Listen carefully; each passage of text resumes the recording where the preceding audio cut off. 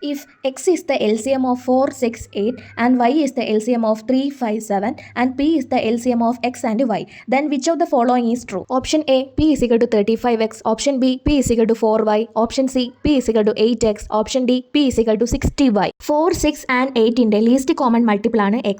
അതുപോലെ 3, 5 and 7 ന്റെ least common multiple ആണ് y. എക്സിൻ്റെയും വൈയുടെയും ലീസ്റ്റ് കോമൺ മൾട്ടിപ്പിൾ ആണ് p. നമുക്കിടെ എക്സിൻ്റെയും വൈയുടെയും പിയുടെയും വാല്യൂ എന്താണെന്ന് കണ്ടുപിടിക്കണം.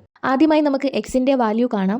അതിനായി നമുക്ക് 4, 6 ആൻഡ് 8ൻ്റെ LCM കണ്ടുപിടിക്കാം. പ്രൈം ഫാക്ടറൈസേഷൻ മെത്തേഡിലൂടെ LCM കാണുമ്പോൾ 4 equals 2 square, 6 equals 2 into 3, 8 equals 2 cube. നമുക്ക് പ്രൈം ഫാക്ടേഴ്സിൻ്റെ ഹയസ്റ്റ് പവർ എടുക്കാം. Therefore LCM equal to 2 cube into 3. Value of x equal to 2 cube into 3.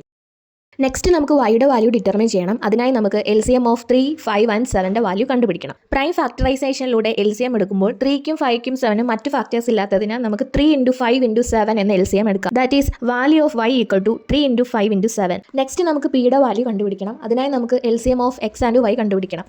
LCM of x comma y, that is x equal to 2 cube into 3 and y is equal to 3 into 5 into 7. By taking the highest powers of all prime factors, LCM of x comma y equal to 2 cube into 3 into 5 into 7. ഇനി ഓരോ ഓപ്ഷൻസും evaluate ചെയ്തിട്ട് പിയുടെ value satisfy ചെയ്യുന്ന option ഏതാണെന്നാണ് കണ്ടുപിടിക്കേണ്ടത്. First നമുക്ക് ആദ്യത്തെ option evaluate ചെയ്യാം. p is equal to 35x. Already നമ്മൾ പിയുടെ value കണ്ടുപിടിച്ചിട്ടുണ്ട്. p is equal to 2 cube into 3 into 5 into 7. ഇത് രണ്ടുകൂടി നമുക്ക് കമ്പയർ ചെയ്യുമ്പോൾ മുകളിൽ ഒരു 35 ഉണ്ട്, താഴെ ഒരു 5 into 7 35.